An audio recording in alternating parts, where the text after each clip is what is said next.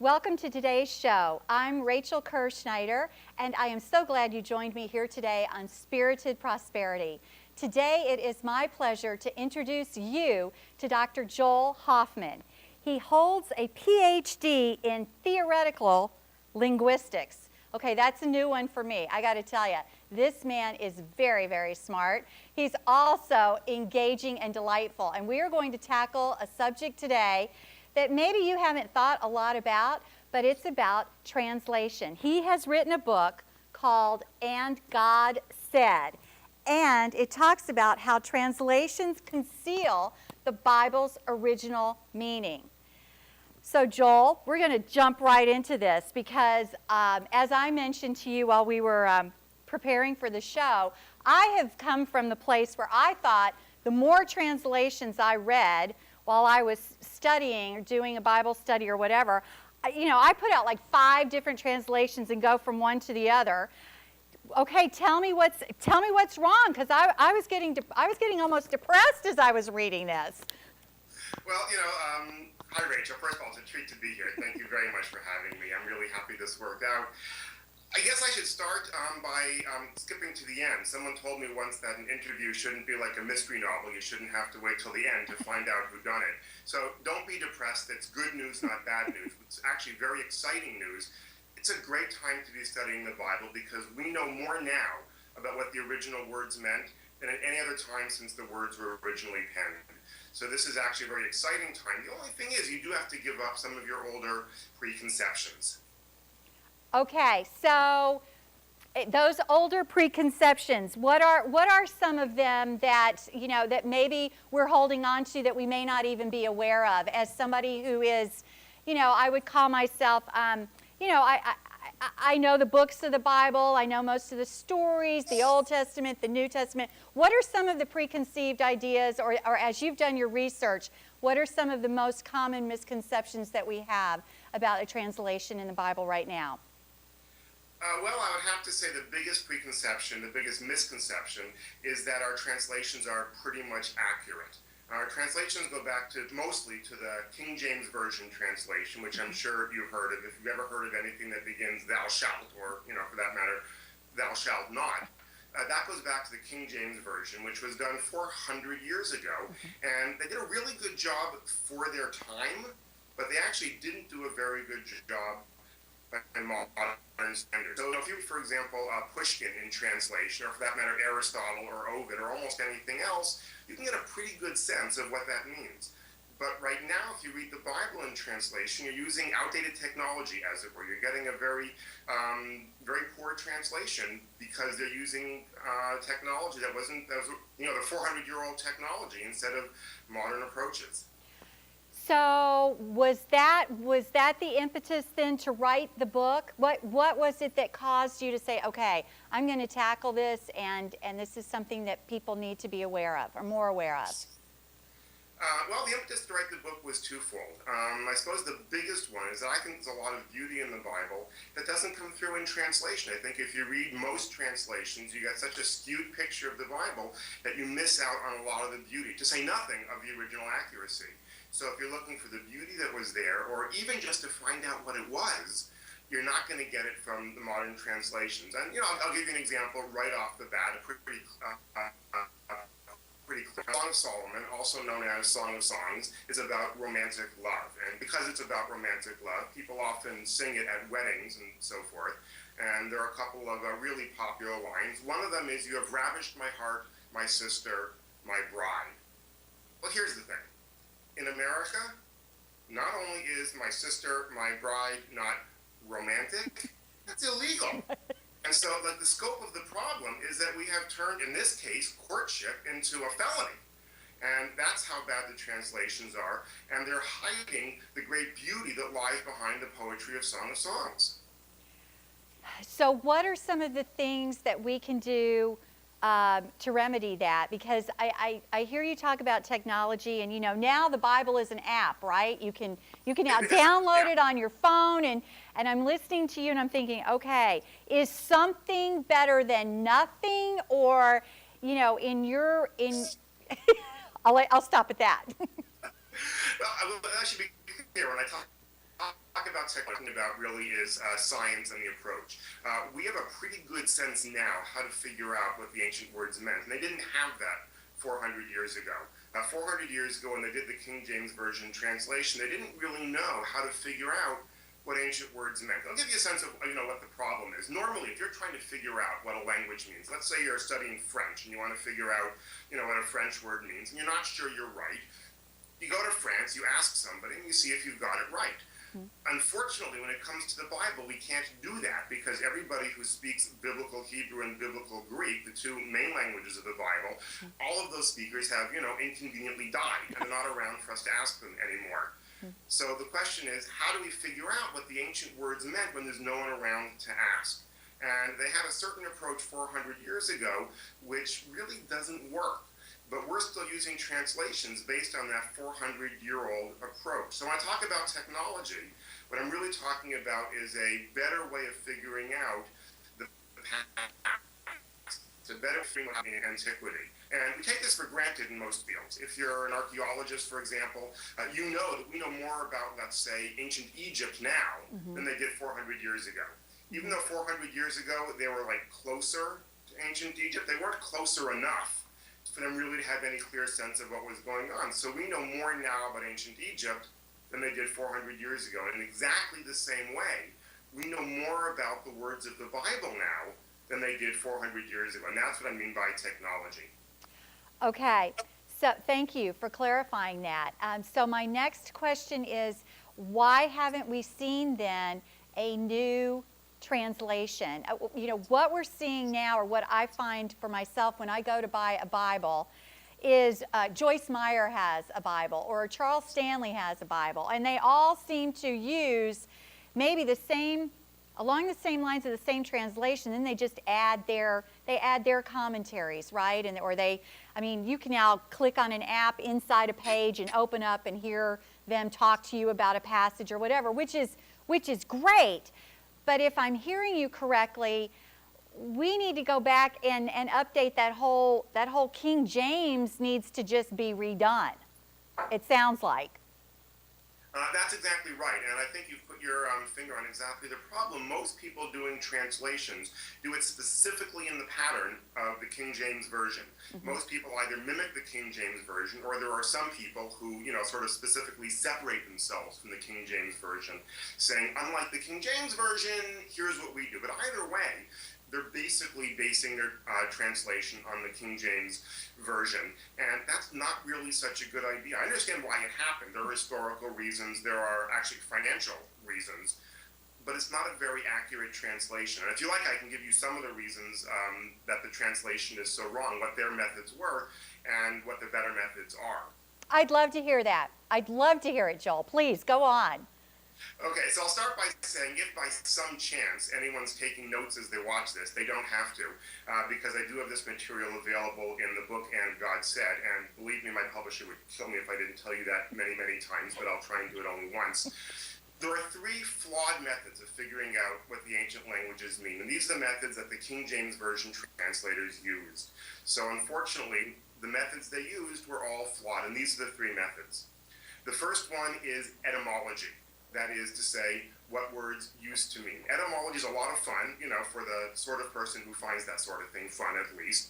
And some people are tempted to think that etymology tells you not only what a word meant, but also what it means, and it does not. The second one is internal structure.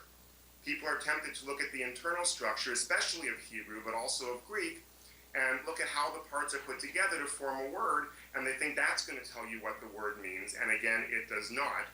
And the third flawed method is cognate languages. It frequently goes by the name word borrowing, even though it's not technically borrowing because you don't give the words back.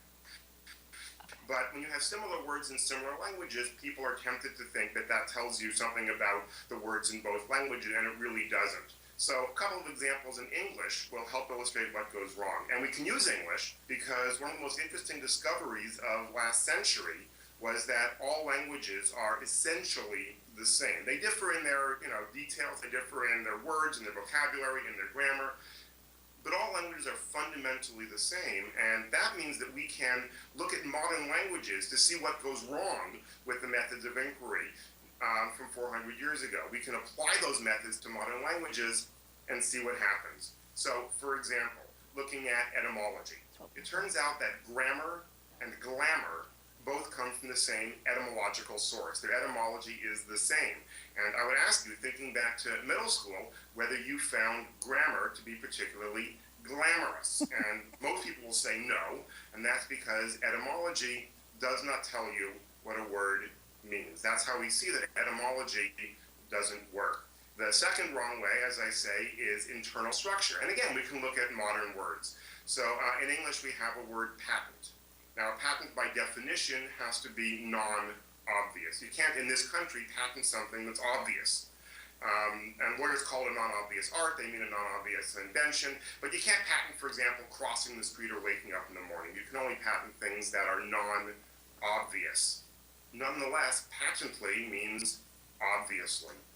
In other words, even something so simple as adding ly to a word does not tell you what the word means. So we see that internal structure, just like etymology, does not tell you what the words mean. And the third example is cognate languages, similar words in similar languages.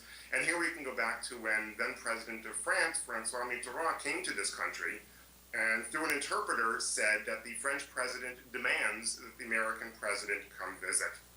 What happened is the French word demander, doesn't mean to demand, but rather to ask. And so we see that cognate languages, like internal structure, like etymology, does not tell you what the words mean. Unfortunately, these three methods, etymology, cognate languages, and internal structure, are the three pillars of traditional Bible translation.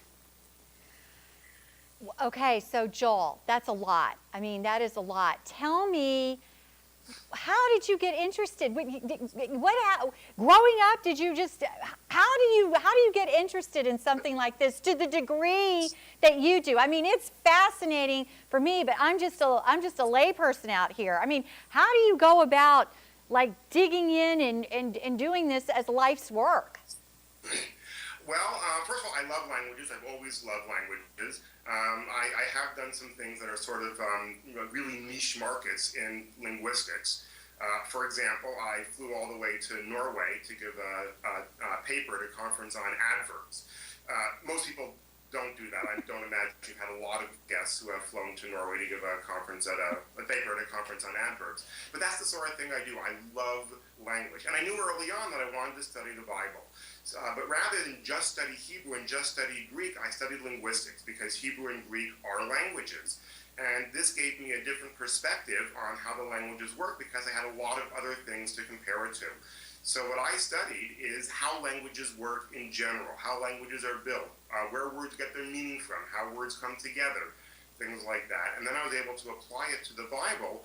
And my motivation for doing that really was when I saw how bad the translations were. It was frustrating that I saw, as I said, this great beauty in the Bible, and it wasn't conveyed in the translations. So Joel, is there anything that we can do to make it better?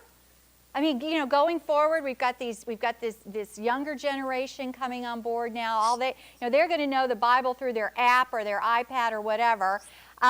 Is there anything we can do to make it better?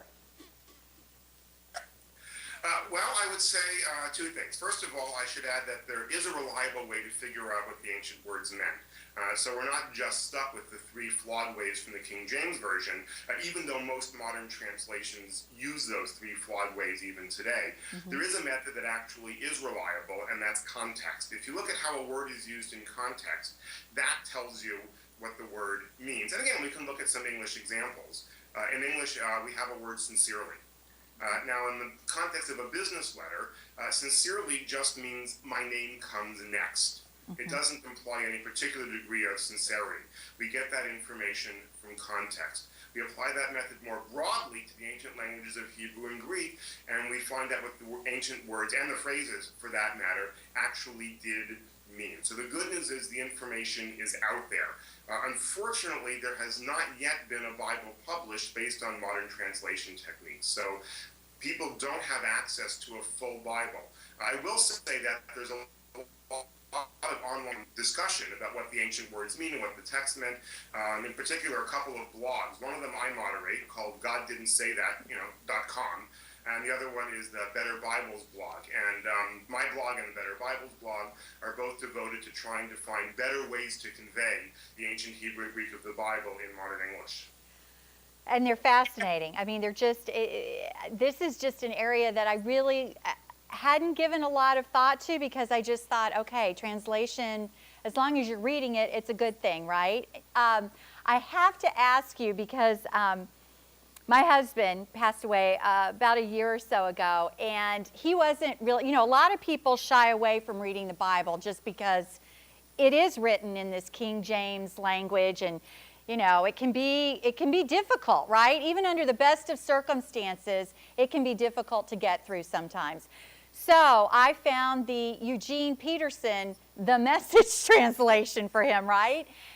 And he loved it. I mean, he loved it. The fact that Jesus would call people stupid really resonated with him, And I thought, okay, is it? Are we really taking it, out of bounds with some of these translations, or if you were trying to get the message to someone who doesn't really have an affinity for words, who really just wants to get the essence of what the Bible's all about, what would be your recommendation, Joel? What should they be reading? Is there a translation that does a better job in your mind?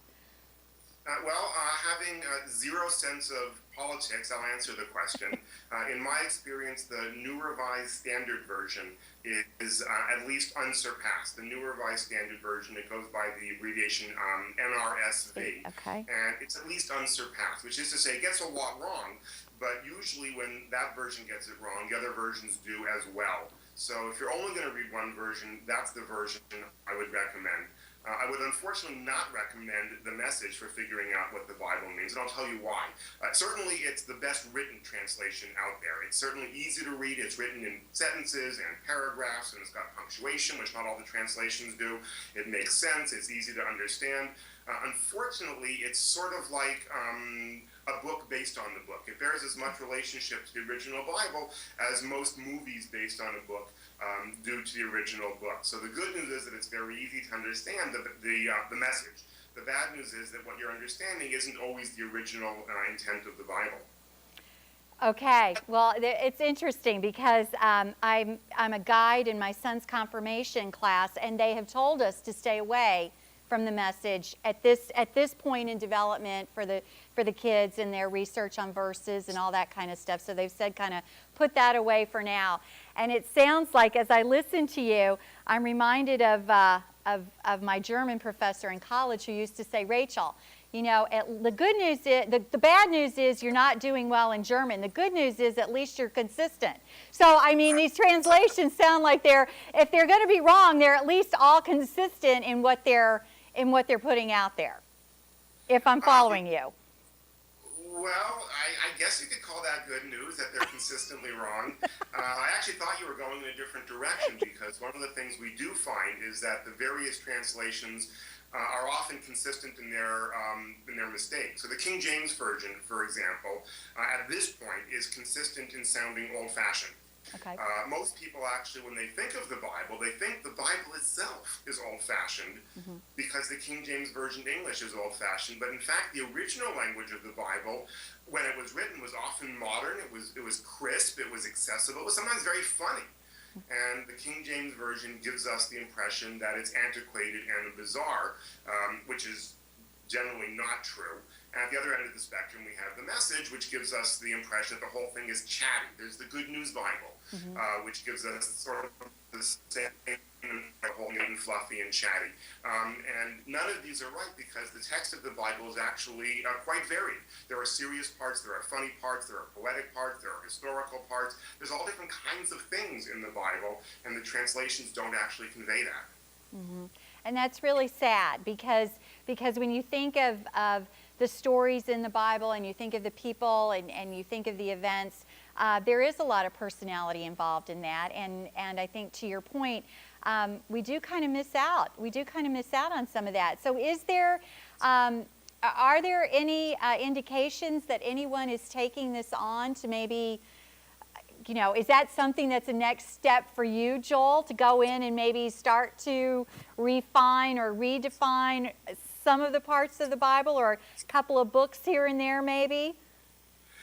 I travel around the country a lot lecturing about this and about other Bible matters and about religion in general. And that's actually one of the most common questions I get is, when am I publishing a Bible? And unfortunately, I'm not planning to do it. To really do a good version of the Bible, you need a lot more resources than I have available. You need a committee of people, you need a lot of different kinds of experts, and you need huge resources to research it and then finally publish it. And all of that is beyond what I'm able to do. Just to give you an example, say you're translating a fairly mundane passage from the Old Testament about the annals of war. We find this from time to time. The Israelites go off to war, and here's the strategy they employed, and here's how they did it. To really get that right, you need someone who knows about how ancient warfare worked. Now, I don't know anything about ancient warfare, so just to translate those few lines, I'd have to consult with someone who's an expert in ancient warfare. And that's the sort of expertise you need to really get this right. Frequently, because so much money is invested in a project like this, the publishers want to get their money back, and they want the copies to sell the Bible, the copies of the Bible to sell well. And because of that dynamic, they often tailor their translations, believe it or not, to what people want to read, rather than what they think it actually says. And I'm not willing to make that compromise, which means I'd be an unlikely partner for someone who's investing a lot of money in producing a new Bible. Okay. Okay.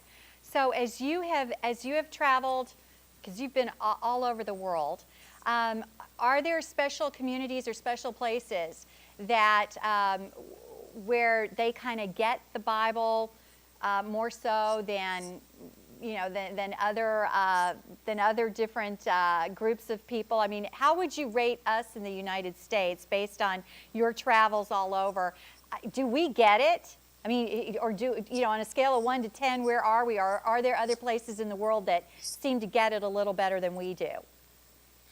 What an interesting question. I have been lucky. I have traveled all over the world, though not to the Far East yet. But I've been fortunate to see a lot of Europe and to see South America and a lot of this country. And in my experience, we really do get it here. In my experience, America is one of the best places to study the Bible. Believe it or not, in large part because of our freedom. Frequently when I travel, I'll do a joint workshop with churches and synagogues. And America is pretty much the only country in the world where that happens. And it happens, and we take it for granted, it happens without an armed guard at the entrance. Frequently when I travel to synagogues, let's say in Europe or in South America, they have armed guards at the entrances for security, and we don't have that here. Not only that, but we have a pluralistic community, and we can learn from each other, and we can really engage in discourse. So my experience has been that America is amazingly good at facilitating discussion of the Bible. It's great to hear that, Joel. I mean, because I think that our ability to have that open and honest conversation, regardless of what our core beliefs might be. We had Rabbi Hirschfield here. You don't have to be wrong for me to be right, or I don't have to be right for you to be wrong. And the same, it speaks to exactly what you said about about our interpretations, and so I think it's fascinating. Is there, as we wrap this up, because I know we're coming close to our time here, as we wrap this up, what's next for you? What do you see in the future for you now that you've got "And God Said"? What are the next steps in your future, Joel? Well, I'm going to keep writing. I love writing. It's actually, I find a very enjoyable thing to do. I love the research. So I'm going to keep writing about the Bible. I do have a new project in mind.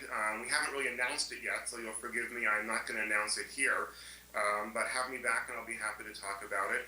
And I also hope I'll keep traveling. One of the things I really love most is going to a community and engaging with the people there. As you said, I've been lucky to be able to do that. I've seen communities that I otherwise normally wouldn't, from the deep south to the Midwest to the West Coast and my home here in New York. So I plan to keep doing the research, to keep writing, and hopefully to keep traveling.